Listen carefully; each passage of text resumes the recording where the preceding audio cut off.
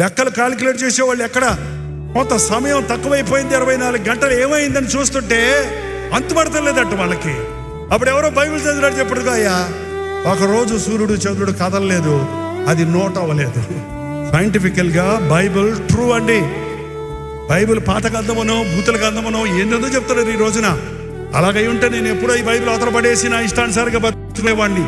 ఈ బైబిల్ నన్ను బతికిస్తుంది, నాకు విలువనిచ్చింది, నన్ను కాపాడుతుంది, నాకు జ్ఞానం ఇచ్చింది, నాకు ఆదరణ ఇచ్చింది, నన్ను బతికిస్తుంది, నన్ను నడిపిస్తుంది.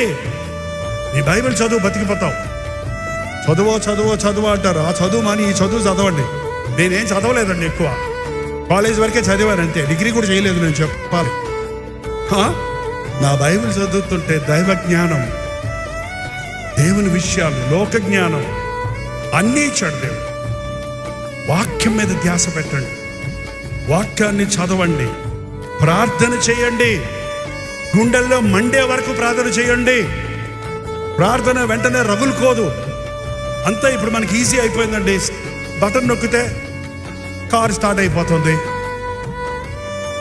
లైటర్ తీసుకొని ఇట్టంటే గ్యాస్ స్టవ్ స్టార్ట్ అయిపోతుంది. నేను అన్ని పాత ఉపమానాలు చెప్తుంటాను. నా జనరేషన్ వాళ్ళు కొద్దిమంది ఉన్నారు ఇక్కడ పెద్దలు, మిగిలిన వాళ్ళకి అర్థం కావు. పుల్లా పిడకతో వంట చేయటం అంటే మీకు ఏం తెలుసు ఇప్పుడు ఈ హైదరాబాద్లో ఉన్న గుణస్తులకి?